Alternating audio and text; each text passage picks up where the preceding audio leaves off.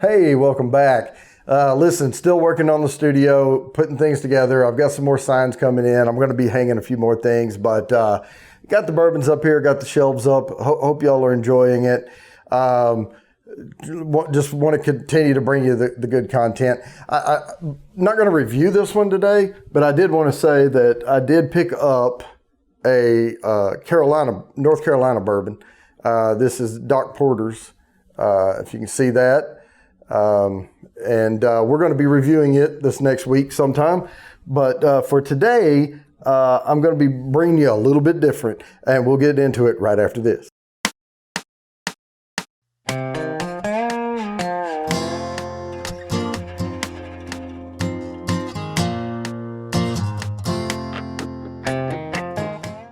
All right. Who likes wild turkey? Right? Am I right? Because they make some good stuff, and they've got Russells, and they've got Long Branch, and they've got the 101 and the rare breed. But today I've had this one, and I've reviewed this one. So I've had, you can see it's almost full. I've had a snifter out of it during my review, but I have so many bourbons I just haven't come back around to it, and it's been long enough that I forget a little bit about the notes and everything. And so when I was at the store today, I saw the 10-year. Now, I'm going to be putting these against each other, but before we do that, I do want to say that this one is a higher proof. It is 110 proof, 55%, and this one is only 90 proof at 45%. What I do remember, though, is this one drank a little lower than its alcohol content. So, to me, anyway, on my tongue.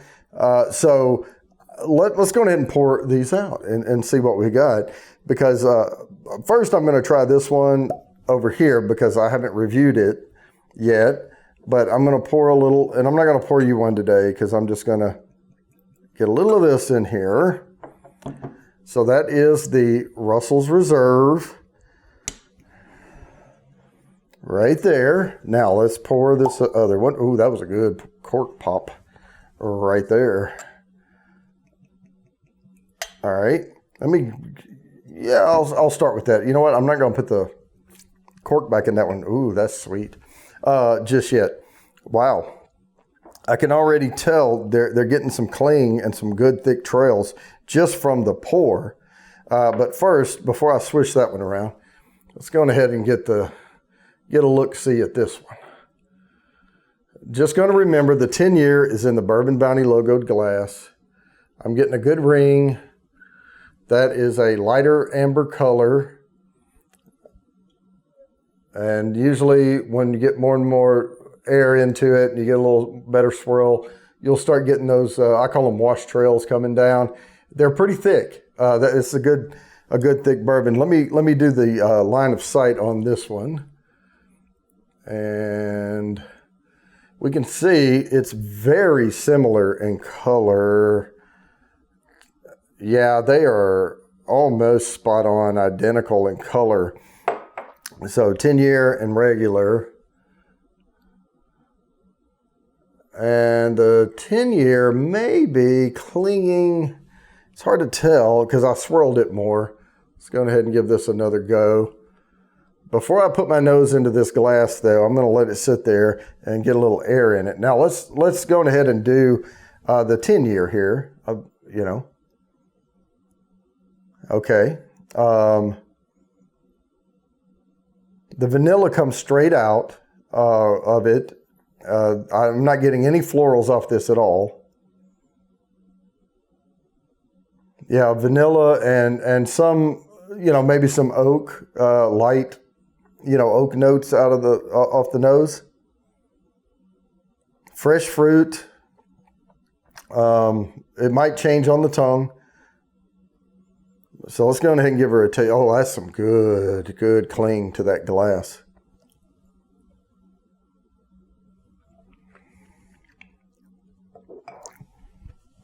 Wow. That is good. That is very good. I'm not going to give too many notes off of that first sip. But man, I'm getting some great cling on this glass. That has legs for days right there. Let me go ahead. I did get a hint of floral, but let me do another wash.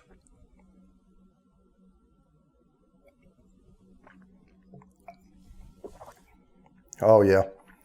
Okay, good wood notes, good tongue coating, nice finish on it, even though it's a lower alcohol content. I'm getting some warmth in here off of it. To me, this has those mellower, I don't know, it's a darker caramel, like starting to teeter over into the molasses. Not getting a lot of the more dried flower in it. Maybe wildflowers that were maybe pressed in a book for a while and you open it up and they're dry and you know, you can still get a little aroma off of them. But yeah, so let me put this against this. Oh, we're going to have to do another magic of video production. I'll be right back. And just like that, I'm back and I have my water. All right. So I want to give them a fair shake. So let me get a little water here. Now, Russell Reserve, remember this is a higher alcohol content. It is clinging good, but not like the tin. Okay, right away, much more of a caramel off of this than the vanilla. And again, it just, the nose on it, I'm not getting an ethanol punch like, you know, that it, certainly it's not a cast strength or barrel proof. I mean, it's only 110 proof, 55%. I've had it, you know, up in the 120s, but it is considerably higher in proof. Pretty good cling though, really good cling. Just not quite what this one is. Let's give her a taste.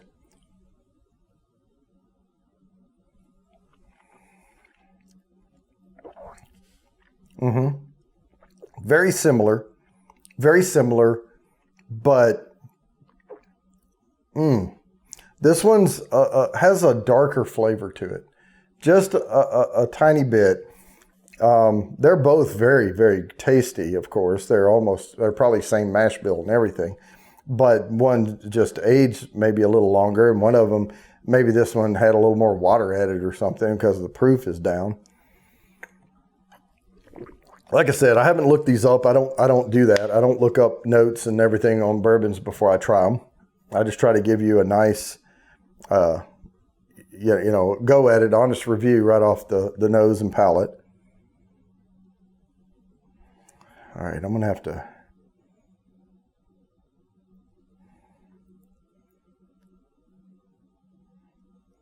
Yeah, this one has a more of a vanilla, the tin.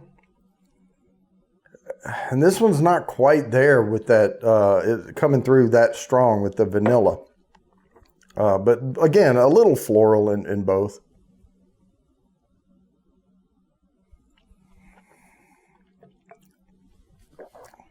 All right, I forced that all around, and I'm starting to get those oakier notes on the sides. Yeah, like a older wood, you know, instead of the new wood, it's more of an aged, you know, you can tell it's starting to come through a little more, and a little more on the like I said, more into molasses or darker caramel than the regular Russell's Reserve. So I'm going to go back again. Back and forth, back and forth.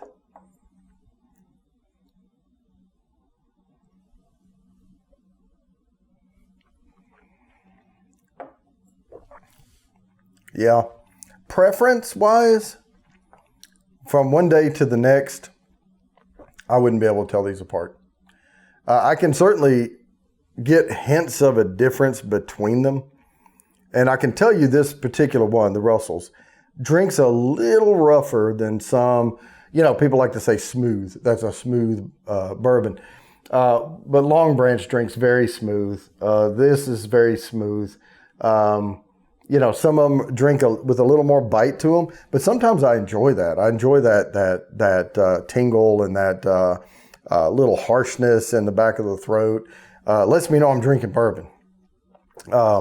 So I'm going to give these a right go real quick.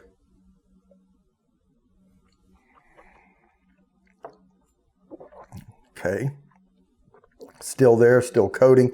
That is a really nice finish on this bourbon though. It's quite long in the back. It's still there actually. I'm going to try to give this a go with no water.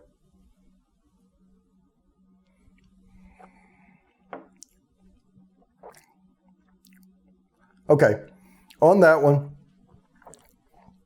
back to back like that, I could tell that one's a little punchier on the alcohol content. But when I rinse my mouth in between, it's hard to tell. And like I said, I already said before I started that I think this one drinks below its alcohol content. You don't get that sensation that it's 110 proof. But man, back to back, this one not as bitey, more softened, little darker. This one, an excellent bourbon that stands on its own, but a little rougher around the edges. And it could be due to the slightly higher alcohol content, but there's something else there too. It's more of a, I don't know, it's like a newer-ish woody flavor as opposed to this is more refined, smoothed out edges on it. So preference-wise, if I had to choose between the two, I would pick the 10, even though it come in at a lower price point. But this is an excellent, excellent bourbon that stands on its own. So with that, I'm going to go ahead and wrap this up. Guys, please like and subscribe and hit that bell down there for notifications so you don't miss when I put something new out. Probably going to be getting into some more live streams soon. I have the studio coming together. I'm going to be setting up a way for me to live stream. I have a holder for my tripod now for what I'm going to stream from. So, hey, like and subscribe, hit the bell for notifications. See you next time.